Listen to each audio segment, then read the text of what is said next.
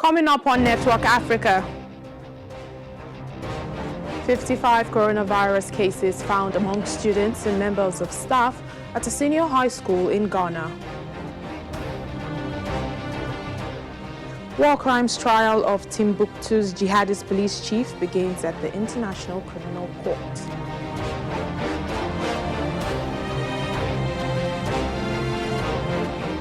Plus, dozens of people arrested for protesting against DR Congo's parliament's pick for the National Electoral Commission.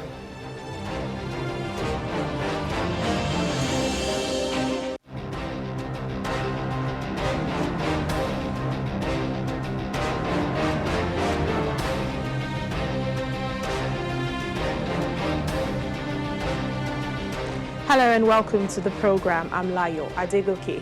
We begin in Ghana, where 55 COVID-19 cases have been detected at a school, including students and staff. At the Accra Girls Senior High School, some 314 people were tested in total. All the confirmed cases have been transferred to treatment and isolation centers. That's according to a joint statement by the Ghanaian Health Service and Education Service. The country allowed final year students back into classrooms last month to allow them to sit for exams, and these first cases in schools were detected last Monday.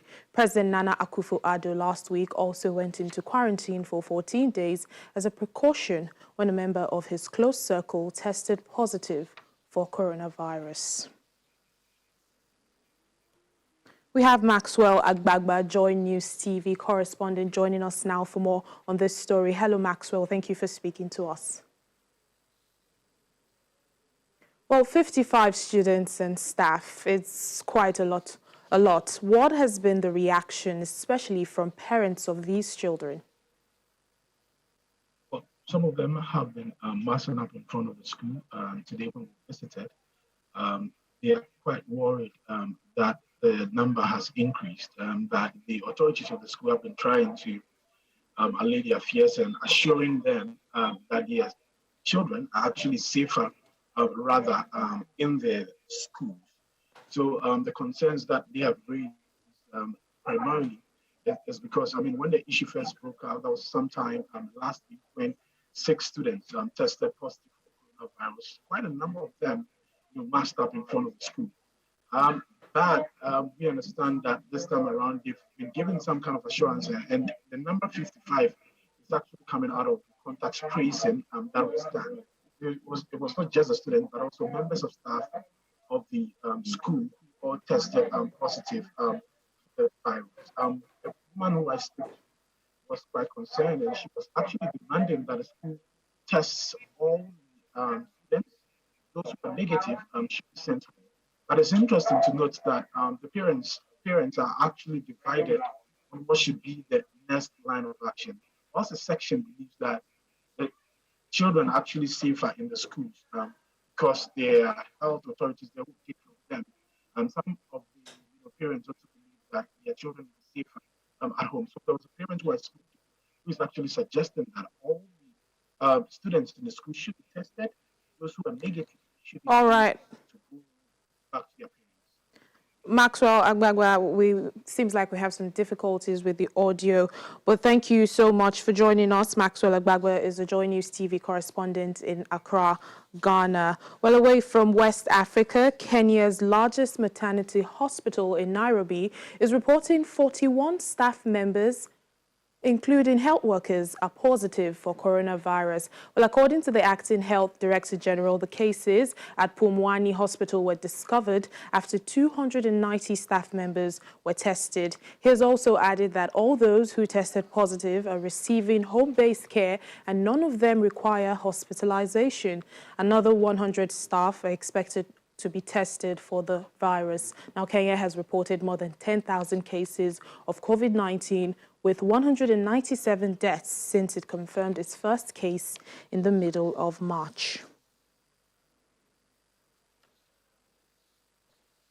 Now, since the pandemic hit southern Libya some 40 days ago, the sudden and rapid increase in infections is not only overburdening the healthcare system, but is also causing a widespread panic among residents. In the midst of this panic, a group of 17 nurses decided to leave behind their families and loved ones to treat coronavirus patients at Sabha Medical Center.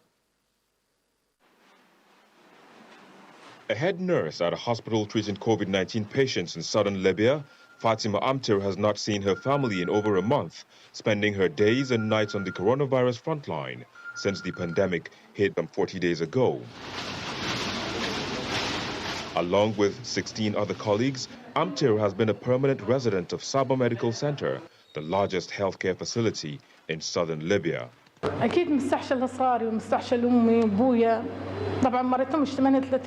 knows, I live in my office. I don't sleep until 7 a.m. And sometimes I can't close my eyes before 10 or 11 a.m. Or I don't sleep at all. I spend the whole night checking on the health workers, talking to hospital cleaners, and to the nurses who follow up on their work and issues. And during the day, sometimes at the entrance, although it is not our job. Although not officially designated as a COVID-19 facility, the hospital has been receiving patients and conducting widespread testing among visitors and staff. Of course, I miss my children, my mother and my father. I haven't seen them for 38 days. My mother was not feeling well, so she came to the hospital to take a nasal swab test. My mother has cancer. She had a surgery to remove her tumor. She is on chemotherapy treatment and has high blood pressure. She came to the hospital and I couldn't hug her. I don't even know if I will ever see her again. Spared for months after the virus first arrived in Libya in April, Sabha and the remote south in general have now been badly hit by high infection rates. The area has reported the highest number of deaths, 21 deaths out of the country's total of 36, as at July the 9th.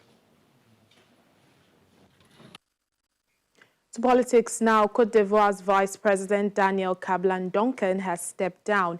His resignation comes after the sudden death of Prime Minister Amadou Gon Coulibaly last week. The Secretary General of the Cote d'Ivoire Presidency, Patrick Achi, revealed that Mr. Kablan-Duncan is leaving for reasons of personal convenience. The Vice President put in his resignation letter to President Alassane Ouattara in February. Now, police in the Democratic Republic of Congo have arrested dozens of people protesting against Parliament's nomination of Ronsard Malonda as the head of the National Electoral Commission, CENI. The opposition has accused Mr. Malonda, who is currently the CENI's Secretary General, of playing a role in rigging previous elections in favor of former President Joseph Kabila. The protests, which are also about proposed judicial reforms, are led by the main opposition leader, Lamuka Coalition.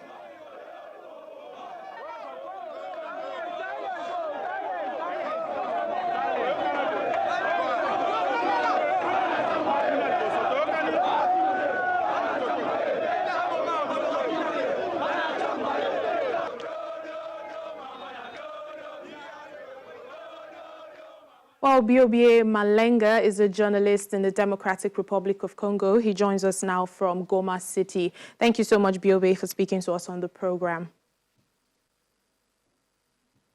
Let me start by asking why the protesters... Why are the protesters against Parliament's pick for the Electoral Commission's nomination? Yeah, Lahayo, firstly, protesters are against the nomination for two reasons. One, they accuse him of being too close with the coalition of the former President Joseph Kabila, and they fear that not only Malonda will be in this post to serve the interest of his party, but also he may rig up the next coming elections in 2023. All right, tell us just a bit more about the person of Ronsard Malonda. We understand he's CENI's Secretary General. What more do we know about him?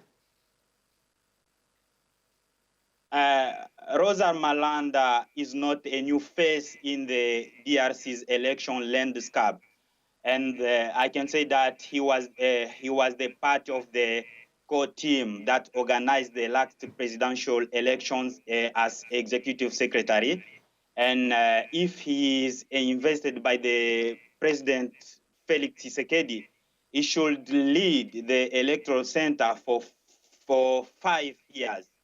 And but now the Catholic Church accused him of being party of those who organized and cheating the favorite the current president in the current president Felix Tshisekedi. All right, Biobe, just help us understand the background story as to why the parliament is, changing the electoral chief. What's the reason behind this? Layo, what I can say is that the mandate of the former bureau of the Electoral Commission has ended. And that's why there is a need for a new team. And also, by the way, the choice of Rosa Malanda was made by 6 of the 8 religious denominations in the country. Okay, just before I let you go, let's talk about the protests. Many have been arrested. Now, those that have been arrested, what charges are they likely to face? Right now, no statement has been made by the police to clarify what charges they will face. But what I know is that there will probably be charges like disturbing public order or being a part of criminal association, as of course of wrong borders that charges that usually big up against the protesters since the Kabila era. All right, Biobe Malenga, journalist in Democratic Republic of Congo. Thank you so much for speaking to us. Thank you. Authorities in Zimbabwe have banned a planned anti-corruption march organized by the main opposition party, MDC Alliance. The Information Ministry, through its spokesperson Nick Mangwana, says the march, scheduled for the 31st of July, is a subversion of the constitutional order. He further adds that there is nothing anti-corruption about the protests and that everyone is mobilizing with the view of overthrowing the government. President Emerson Mnangagwa last week sacked his health minister Obadiah Moyo for inappropriate conduct over a $60 million medicine supply scandal. The minister is yet to respond to those allegations. Mr. Moyo was last month arrested on charges of corruption and abuse of office in connection with the coronavirus equipment procurement scandal, but he was later released on bail.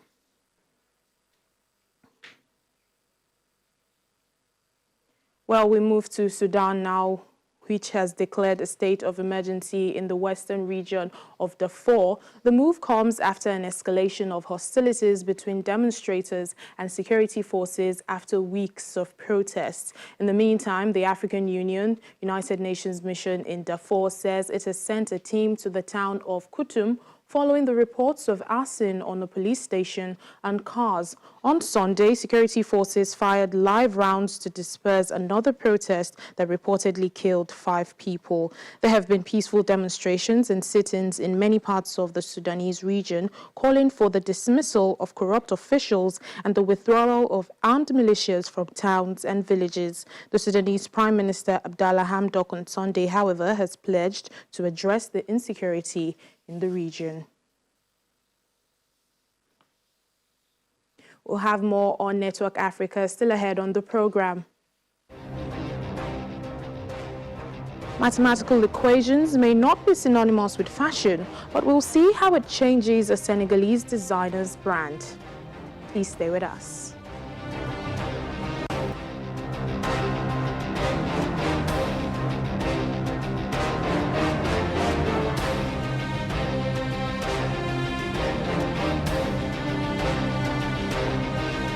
Thank you for staying with us. Prosecutors in The Hague say the head of the Islamic police in Timbuktu, was part of a reign of terror in the Malian city in 2012. Alassane Ag Abdulaziz, who appeared before the ICC, refused to enter a plea to the International Criminal Court charges, which include torture and sexual slavery. He was a member of an Islamist militant group that imposed strict Islamic law, who is charged with directing attacks against historic monuments. These include ancient manuscripts and buildings dedicated to Islam, which the militants considered idolatrous. Mr. Alassane was handed over to the ICC in 2018 by the Malian authorities, 5 years after French troops helped liberate Timbuktu from the jihadists. Meanwhile, the authorities in Mali have released some 20 protest leaders who were detained for seeking the resignation of President Ibrahim Boubacar Keïta. The activists were arrested last week after 3 days of violent clashes in the capital, Bamako, between demonstrators and the security forces that left at least 11 people dead. The UN and the African Union were among several organizations who called for the protest leaders to be released. There have been reports of renewed gunfire on Monday as President Ibrahim Keïta is under mounting pressure to step aside over disputed elections in the country and his failure to subdue militia violence. The 75-year-old has been in power since 2013. Also, security matters here in Nigeria. The Adamawa State Governor Umari Fintiri has cautioned worried communities against taking laws into their hands, as seeking revenge will not solve their problems. The governor made this known during a peace meeting with leaders of the two warring communities in Guyuk local government area. He cautioned them that reprisal attacks has never solved anything, but dialogue is always the way to go. The street looks busy and everyone going about their daily lives. However calm things look, it's just a facade, as deep inside the community are charred remains of houses burnt during a communal clash between Bushikiri and Lafia in Adamawa State. No fewer than 20 persons are reportedly killed in the last fight, an apparent source of concern for residents. It's just few young men. The women and children all have deserted the whole town. Everywhere is empty. People have been running for their lives to other various local governments. In fact, some have even gone up to Gombe State. Although normalcy is gradually returning to Lafia, the streets of Bushikiri are still empty. Some of them now find refuge at displaced people's camp. There will be no development without peace.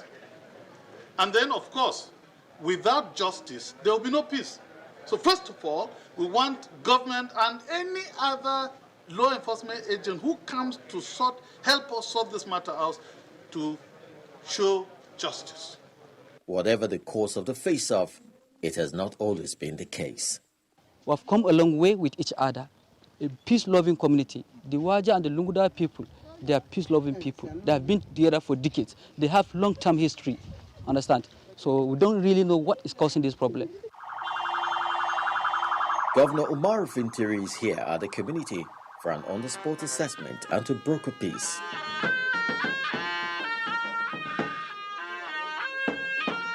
Both religious and traditional leaders are hoping that they will soon begin to enjoy the relationship they once had. The Lunguda and Waja people coexisted from time immemorial. We intermarried. We bore children from either paternal or maternal lineage. So therefore, nothing can separate us. The governor is promising to bring about lasting peace, asking warring parties to sheath their swords.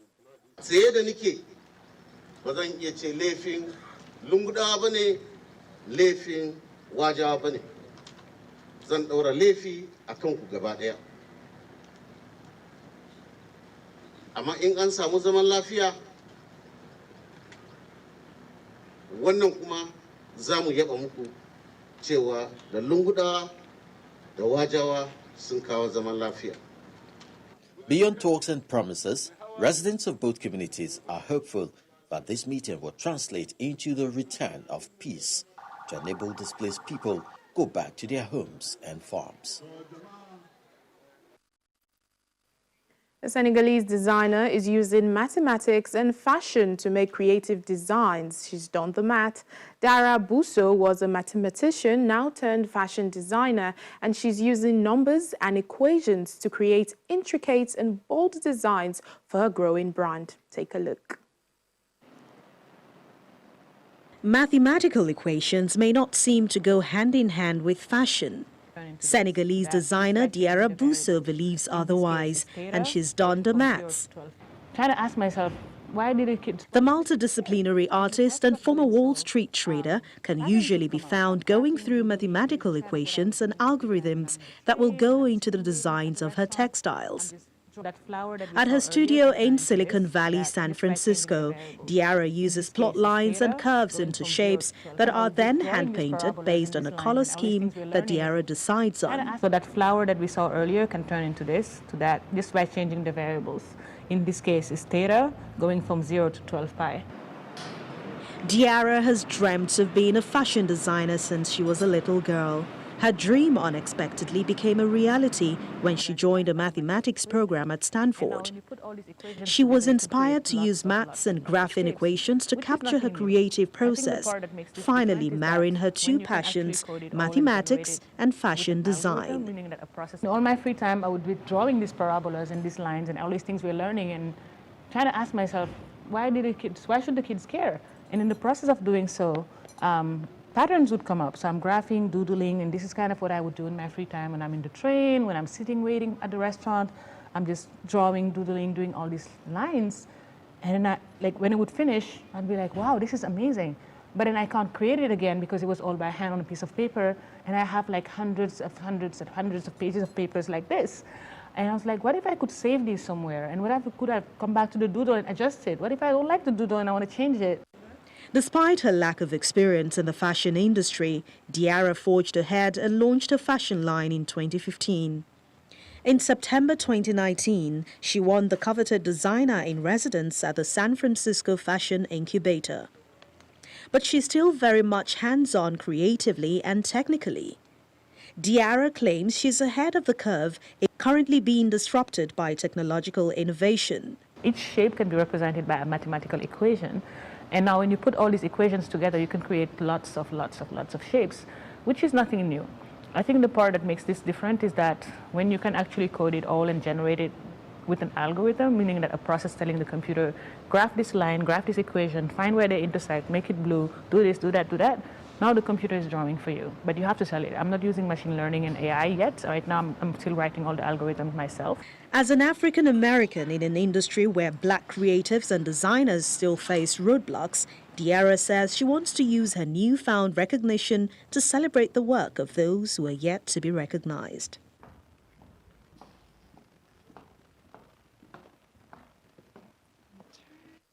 Well, that is just fascinating. And that's it on the program also. Thank you so much for watching. I'm Layo Adegoke. Bye for now.